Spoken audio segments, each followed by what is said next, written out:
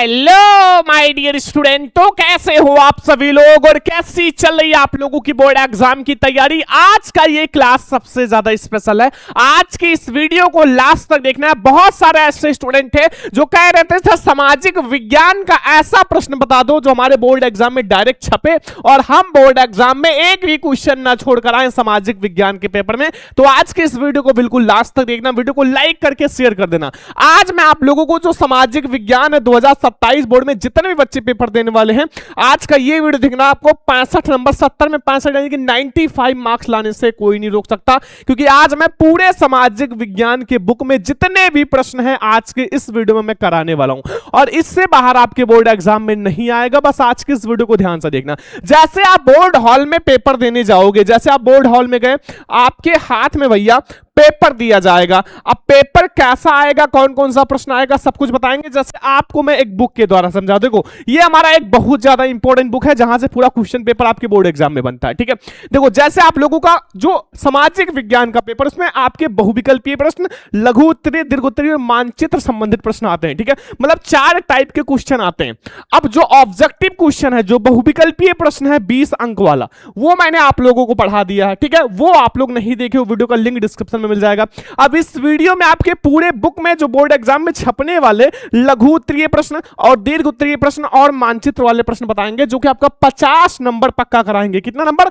50 अंक आएगा। लघु उत्तरीय, दीर्घ उत्तरीय और मानचित्र वाले 50 अंक आपका पक्का हो जाएगा। ठीक है, और सारे क्वेश्चन कराने वाला हूं बोर्ड एग्जाम के लिए, बहुत इंपॉर्टेंट है। लास्ट में आपको बताऊंगा आपका पेपर कैसा आएगा। ठीक है, और इसमें मैं आपको बता दूं कि ये इसी टाइप से आपका पेपर बनेगा। ठीक है, अब आप लोग बहुत ध्यान से देखना। इस पूरी बुक में से मैंने पूरी बुक में से मैंने जितने भी इंपॉर्टेंट, पूरे चैप्टर में से इंपॉर्टेंट क्वेश्चन लिए हैं जो लगातार बोर्ड एग्जाम में छप रहे हैं। बस आज के इस वीडियो को ध्यान से देख लो, आप लोग गारंटी है बोर्ड एग्जाम में एक भी नंबर छोड़कर नहीं आओगे। ठीक है, अब हम आपको बताएंगे जो हमारा क्लास 10 सामाजिक विज्ञान है 2027 बोर्ड में आने वाले सामाजिक विज्ञान का बोर्ड एग्जाम में बार बार छपने वाले, जो आपके बोर्ड एग्जाम में बार बार छपने वाले महत्वपूर्ण प्रश्न को बताएंगे।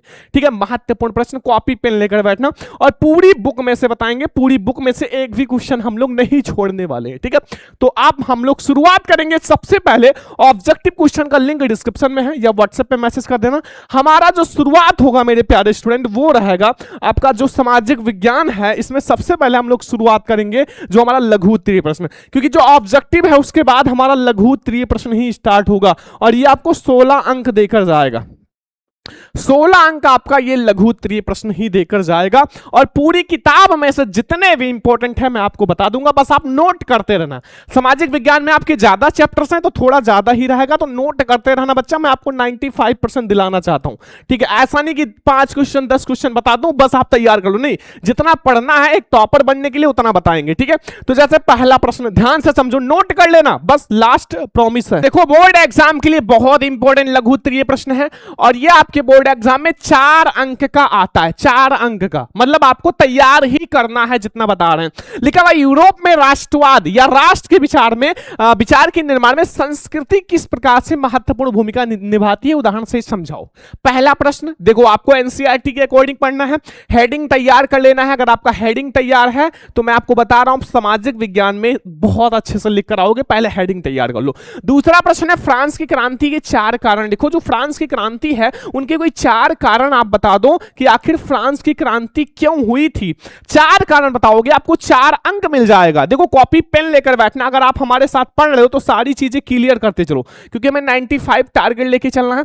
इसका पीडीएफ मैं आपको दे दूंगा, अभी लास्ट में कुछ आंसर भी समझा दूंगा, ट्रिक भी बता दूंगा कुछ। ठीक है, नेपोलियन द्वारा किए गए सुधार का वर्णन करो। अब सुधार का बारे में जो जानते हो वो लिखो, नहीं जानते हो तो आप अपने बना के लिख दो कि कोई भी सुधार किया होगा तो शिक्षा संबंधी सुधार किया होगा, धर्म संबंधी सुधार किया होगा, अच्छे विचारों को लाया गया होगा। ठीक है, तो ऐसे आप आराम से लिख सकते हो। 4 अंक आपका फिक्स हो जाएगा। ये 3 क्वेश्चन में से एक क्वेश्चन जरूर आएगा 4 नंबर में, नोट कर लो। ठीक है, स्क्रीनशॉट लेते रहो। चलो अगला क्वेश्चन देखते हैं। 4 नंबर, जर्मन एकीकरण की प्रक्रिया संक्षेप में समझाओ। ये भी 4 अंक का बहुत इंपॉर्टेंट है। जर्मनी का एकीकरण बहुत बार आया है, वेरी इंपॉर्टेंट क्वेश्चन है जर्मन का एकीकरण, जल्दी से तैयार कर लो। अब हमारा 5 नंबर क्वेश्चन आता है, भारत में लोगों द्वारा रॉलेट एक्ट किस प्रकार से विरोध किया गया। जो एक कानून था रॉलेट एक्ट, उसका किस प्रकार से विरोध किया गया था। सभी को पता है रॉलेट एक्ट जो एक कानून था वो भारतीय लोगों के लिए बहुत गलत कानून था, क्योंकि शंका के आधार पर 2 साल के लिए जेल में बंद कर दिया जाता था। तो ये कोई अच्छा कानून नहीं था। ठीक है, ये बहुत इंपॉर्टेंट है, बस नोट करते रहो हमारे साथ, पढ़ाई करो अच्छे से। ये 5 क्वेश्चन आप लोग नोट कर लो। 6 नंबर है, प्रथम विश्व युद्ध का भारतीय समाज व अर्थव्यवस्था पर क्या प्रभाव पड़ा। सभी को बताया अगर विश्व युद्ध आया है तो लड़ाई झगड़ा मारपीट बम विस्फोट बहुत कुछ हुआ होगा। नहीं पता हो बना बना के लिख देना। क्वेश्चन को कभी भी आप बोर्ड एग्जाम में खाली पेज मत छोड़ कर आओ, सामाजिक विज्ञान में तो खासकर, क्योंकि सामाजिक विज्ञान में टॉपर से टॉपर बच्चा कहता है सर हम बना बना के लिखते हैं लॉन्ग क्वेश्चन, लघु उत्तरीय प्रश्न। ठीक है, तो आप भी लिख सकते हो, थोड़ा सा उनका पॉइंट समझ लो, थोड़ा सा आप कीवर्ड पकड़ लो बस। 7वां नंबर है सत्याग्रह के विचार पर प्रकाश डालो। सत्याग्रह का मतलब होता है सत्य की तरफ आग्रह होना, अर्थात सत्य बोलना, सत्य रहना, सत्यवादी बनना, बस यही तो है सत्याग्रह। 7 क्वेश्चन हो चुके हैं, इसमें से 2 क्वेश्चन, एक क्वेश्चन जरूर आएगा, 2 क्वेश्चन तो आएगा ही। ठीक है, बस आप तैयार करते रहो। ठीक है, आप लोग स्क्रीनशॉट ले लो और मैं आपको पीडीएफ दे दूंगा, उसका टेंशन मत लो। अगला 8वां नंबर है 1929 की महामंडी का भारतीय प्रभाव क्या पड़ा। जो 1929 की महामंडी हुई थी, महामंडी का मतलब जानते हो कि आपका बहुत सारे अनाज वगैरह सब्जी वगैरह इकट्ठा हो जाना, मंडी लगना। मंडी तो छोटा होता है जैसे मार्केट में लगता है, लेकिन ये महामंडी था।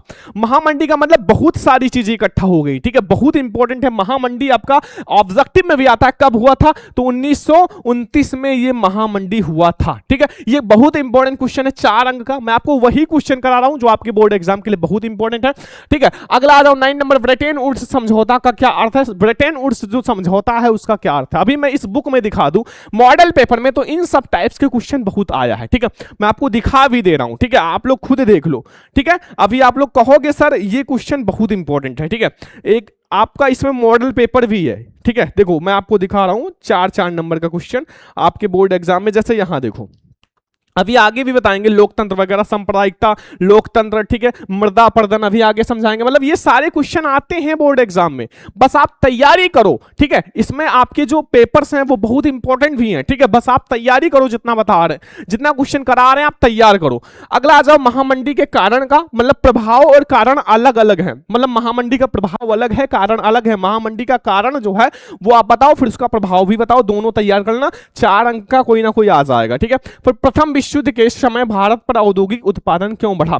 अब जब विश्व युद्ध हुआ तो बहुत सारी चीजें नष्ट हो गई, तो इसलिए भैया औद्योगिक उत्पादन बढ़ेगा ही, घटेगा थोड़ी ना, क्योंकि जब जो चीजें नष्ट हो गई अब उसको खरीदना ही पड़ेगा। अब खरीदना ही पड़ेगा तो भाई वो तो बढ़ेगा ही। चलो आगे आ जाते हैं हम लोग। 12 नंबर क्वेश्चन यहां देखते हैं, बहुत इंपॉर्टेंट है। मुद्रण संस्कृति ने भारत के राष्ट्रवाद को विकास में मदद की। मुद्रण संस्कृति जो है वो भारत के राष्ट्रवाद में किस प्रकार से सहायता पहुंचाई, ये भी बहुत इंपॉर्टेंट क्वेश्चन है। देखो आप लोग एक एक क्वेश्चन, 2-2 क्वेश्चन डेली, कम से कम 2 से 3 क्वेश्चन आप डेली रिवीजन करो, पढ़ते रहो ये सारे क्वेश्चन। ठीक है, बस आप पढ़ते रहो। 13 नंबर है कि भूमि के ह्रास अर्थात निम्नीकरण का क्या अर्थ है। भूमि ह्रास का उत्तरदायी क्या है। भूमि ह्रास का मतलब जो भूमि की उत्पादकता कम हो रहा है या भूमि की कमी हो रहा है या मृदा अपरदन, इसको दूसरा नाम दे सकते हो, बस वही चीज है ये भूमि का ह्रास। 13 क्वेश्चन मैंने आपको समझा दिया है। सारे स्टूडेंट बहुत अच्छे से समझो, मैं आपको हर एक सब्जेक्ट को ऐसे पढ़ाने वाला हूं। ऑब्जेक्टिव पढ़ लोगे और ये पूरा क्वेश्चन पढ़ लोगे तो आप सामाजिक विज्ञान में 70 में 70 नंबर करके आओगे बच्चों। ठीक है, बस आप ध्यान से समझ लो, बहुत ध्यान से समझो। चलो 14 नंबर क्वेश्चन देखते हैं। 3 राज्यों के नाम बताइए जहां काली मृदा पाई जाती है। इनमें मुख्य रूप से कौन सी फसल उगाई जाती है। तो आप 3 राज्य नहीं, आपको जब मानचित्र पढ़ाएंगे तो आप 10 राज्य का नाम बता दोगे जहां काली मृदा पाई जाती है, लेकिन इसमें मुख्य रूप से कपास का से कपास और का से काली मृदा होती है। तो कपास की फसल इसमें मुख्य रूप से उगाई जाती है। ये हमारे 14 क्वेश्चन हो चुके हैं। आगे आते हैं हम लोग 15 नंबर क्वेश्चन की ओर देखते हैं। देखो, जैव निम्नीकरण या जैव विविधता का क्या अर्थ है। मानव जीवन में इसकी महत्वता का वर्णन करो। जो हमारा जैव विविधता है उसका क्या महत्व है आपको बताना है और इनका महत्व का वर्णन भी करना है। ठीक है, ये 4 अंक का आता भी है बोर्ड एग्जाम में, 4 अंक का। देखो आप लोग बहुत ध्यान से समझो क्वेश्चन, 4 अंक 6 अंक का एक भी क्वेश्चन छोड़कर नहीं आना। यहां तक कि आपको ऑब्जेक्टिव का भी 1 अंक छोड़कर नहीं आना है सामाजिक विज्ञान में। हमें केवल और केवल अच्छे से हर क्वेश्चन को करना है। 1-2 नंबर गलत हो जाएगा फिर भी आपको 95 मिल जाएगा। ठीक है, चलो अगला 16 नंबर है। भारत में वन्य जीव संरक्षण के उपाय को समझाइए। ये भी 4 अंक आएगा। भारत में वन्य जीव संरक्षण के उपाय को आपको समझाना है, कैसे वन्य जीव संरक्षण किया जाता है, उसके कौन कौन से उपाय हैं वो चीज आपको समझाना है। फिर 17 नंबर है। भारतीय कृषि की कोई 3 विशेषता लिखो। जो भारतीय कृषि है उनकी कोई 3 विशेषता बताना है। आखिर भारतीय कृषि की कौन कौन सी 3 विशेषता हैं जो हमारे भारतीय कृषि में काम आती हैं। 3 विशेषताएं आप लोगों को बताना है। ये बहुत इंपॉर्टेंट है बच्चा, आपके बोर्ड एग्जामिनेशन के लिए 3 ऐसी विशेषता बताओ जो भारतीय कृषि में काम आती है। जल्दी से आप तैयार कर लो, आप एक एक क्वेश्चन को अच्छे से पढ़ो, बोर्ड एग्जाम में आएगा जरूर ये सारा। चावल या धान की खेती के लिए भौगोलिक परिस्थितियों का वर्णन करो। जो चावल होता है या धान होता है उसकी खेती के लिए आपको जो भौगोलिक परिस्थिति है उसका वर्णन करना है। ये 18 क्वेश्चन हम लोगों ने देख लिया।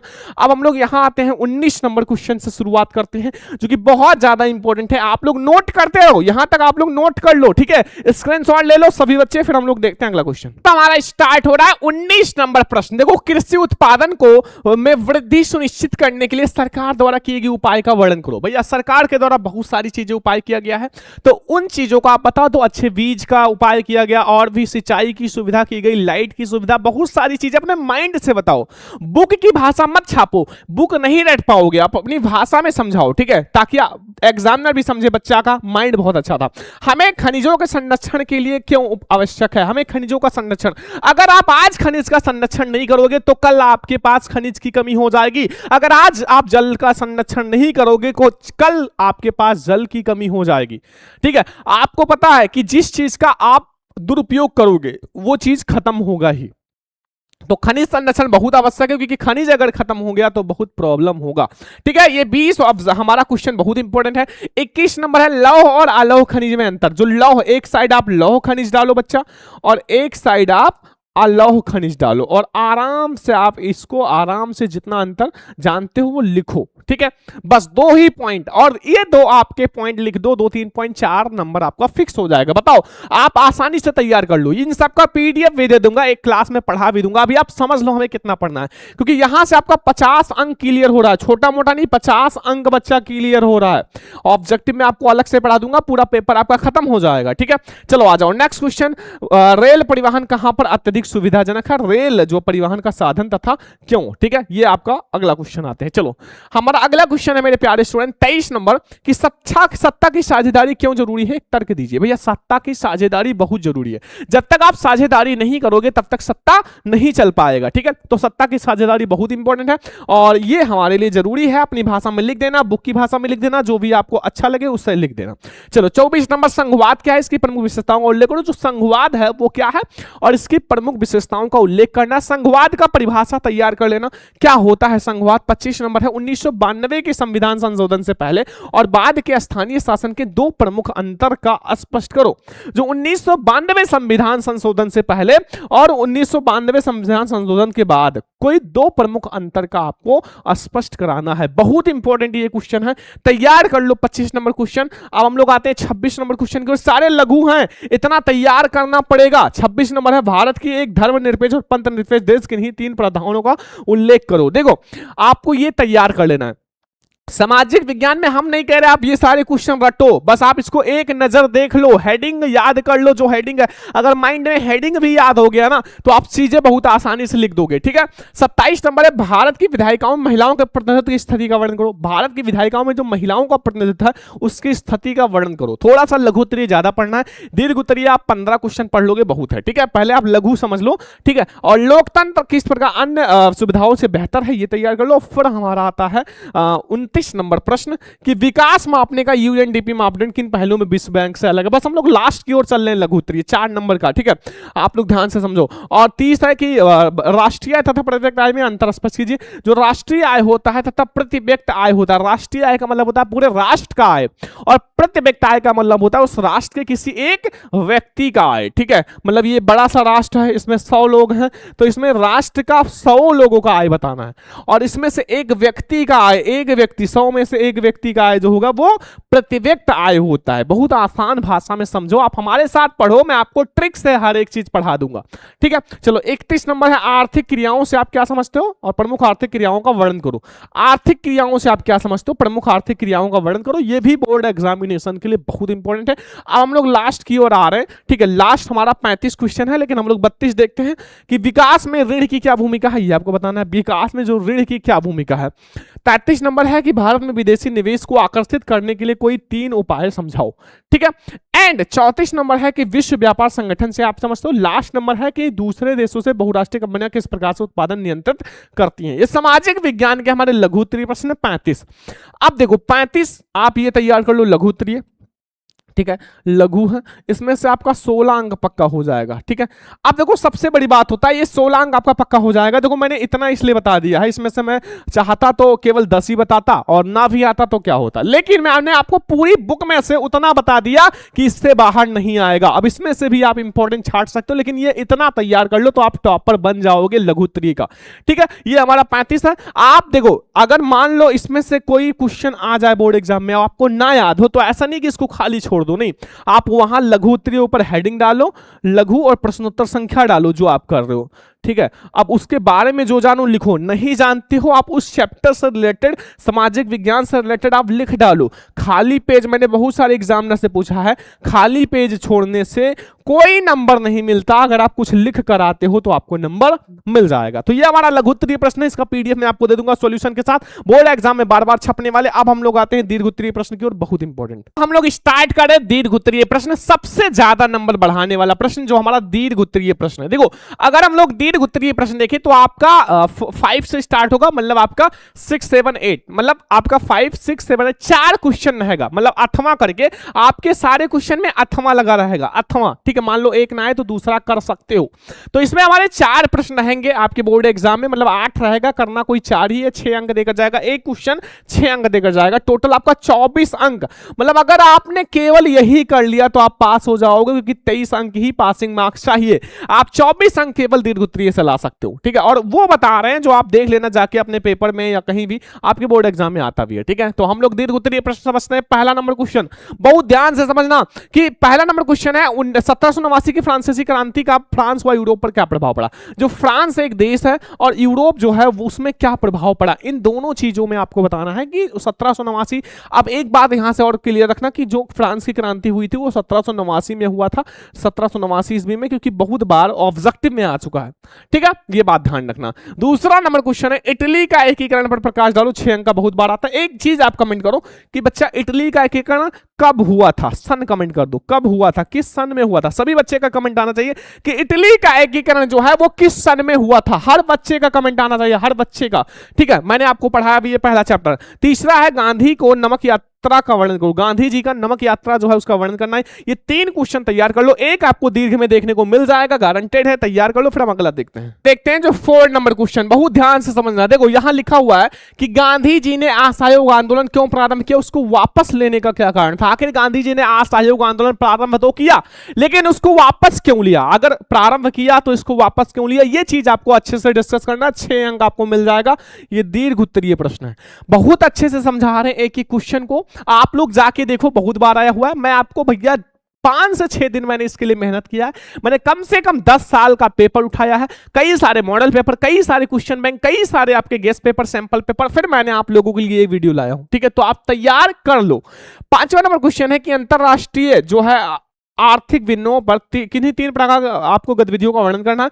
3 प्रकार की गतिविधियों का आपको भारतीय संबंधित एक एक उदाहरण को समझाना है, ये भी बहुत बार आया हुआ है। अगला आ जाओ 6वां नंबर की प्रथम विश्व युद्ध का भारत पर क्या प्रभाव पड़ा। ये आपका लघु में भी आता है, कभी कभी दीर्घ में भी आ जाता है, तो आपको कम से कम 6 हेडिंग डिस्कस करना है, 6 पॉइंट। अगर दीर्घ में आए 6 पॉइंट, लघु में आए 4 पॉइंट बहुत है। ठीक है, अगला आ जाओ भारत में औद्योगिक विकास की क्या विशेषता है, किन्हीं 4 का उल्लेख करो। जो भारत है, भारत में जो औद्योगिक विकास है उसकी क्या विशेषता है, किन्हीं 4 का उल्लेख करना है, अच्छे से उल्लेख करना, एक भी क्वेश्चन हमें छोड़कर नहीं आना, ये बात ध्यान रखना। अब देखो यहां मृदा अपरदन वाला क्वेश्चन आ गया, मैंने दिखाया था अभी सैंपल पेपर में बुक में कि ये आया है और यहां देख सकते हो मैंने लिख भी दिया। मृदा अपरदन से क्या अभिप्राय है, मृदा अपरदन के लिए कोई कारण आप बताओ, उत्तरदायी कारण। जैसे मृदा अपरदन क्यों होता है, जब हवा चलती है तो जो मिट्टी उड़ता है वही मृदा अपरदन है। जब सिंचाई करते हो जो मिट्टी बहती हुई जाती है वही मृदा अपरदन है।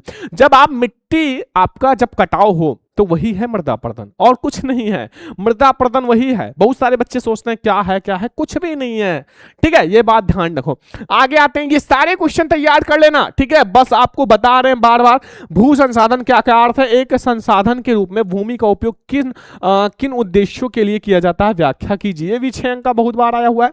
ठीक है, आप जाके देख लो भैया बोर्ड एग्जाम का पेपर। अगला आ जाओ 10वां नंबर, बहुउद्देशीय परियोजना से होने वाले लाभों का वर्णन को। जो बहुउद्देशीय परियोजना है उससे होने वाले लाभ, देखो बहुउद्देशीय का मतलब होता है एक नदी परियोजना है बहुउद्देशीय। अब उससे आप बहुत सारा लाभ लिख सकते हो। सिंचाई में सुविधा, हम लोग नहाते हैं, बहुत सारी चीज अपनी भाषा में लिख दो। ठीक है, नहीं आता भाई कुछ भी छापो। नदी में क्या करते हो, नहाते हो, मछली खाते हो? बहुत सारे बच्चे ये भी करते हैं। तो ये चीजें आप जो जानते हो लिखो भैया, पेपर में आप एक एक लाइन नहीं चेक करने जाएगा वहां एग्जामिनर, एक एक लाइन नहीं चेक करता है, ठीक है, बस जो जानते हो लिखो। आगे आ जाओ, 11 नंबर क्वेश्चन है, भारतीय कृषि ने खाद्य उत्पादन की घटती प्रवृत्ति का वर्णन करो। चलो नेक्स्ट आ जाओ बच्चा, नेक्स्ट आ जाओ, 12 नंबर क्वेश्चन है, कृषि उत्पादन में वृद्धि सुनिश्चित करने के लिए सरकार द्वारा किए गए उपाय का वर्णन करो। ये भी 6 अंक का बहुत इंपॉर्टेंट है, ठीक है, ये भी आप तैयार कर लो, बहुत इंपॉर्टेंट है। आगे आते हैं हम लोग 13 नंबर कि भारत में लौह अयस्क का वितरण पर प्रकाश डालिए। जो भारत में लौह अयस्क है उसके वितरण का प्रकाश डालो। अब आप कहोगे सर ये सारे क्वेश्चन में से आपको 4 क्वेश्चन, देखो 8 क्वेश्चन आएगा आपके पेपर में, लिखना कोई 4 ही है, दीर्घ में लिखना कोई 4 ही होता है। 6 अंक बताओ, 24 अंक के लिए आप क्या 20 क्वेश्चन नहीं तैयार कर सकते? 20 क्वेश्चन, केवल 10 से 20 क्वेश्चन तो का तैयारी करना पड़ेगा अगर लाना है अच्छा नंबर तो, वरना आपको 60% 55% लाना है तो आप 4 क्वेश्चन बताते हैं वही तैयार कर लो, 1-2 क्वेश्चन आ जाएगा उसमें से। चलो 24 नंबर, परिवहन तथा संचार के साधन किसी देश की जीवन रेखा क्यों कहे जाते हैं, ये तैयार कर लो, बहुत इंपॉर्टेंट है बोर्ड एग्जाम के लिए। नेक्स्ट आ जाओ, नेक्स्ट पे हम लोग समझते हैं। देखो ये वाला क्वेश्चन समझो, सत्ता की साझेदारी क्यों जरूरी है, तर्क दीजिए। 4 नंबर में ज्यादा आता है, 6 नंबर में कभी कभी आ जाता है, तो कुछ चीजें और जोड़ देते हैं, ठीक है। आगे आ जाओ 16 नंबर की भारत की संघीय व्यवस्था की विशेषताओं का उल्लेख करो। ये भी बहुत इंपॉर्टेंट है बच्चा, आज भी आप तैयार कर लो।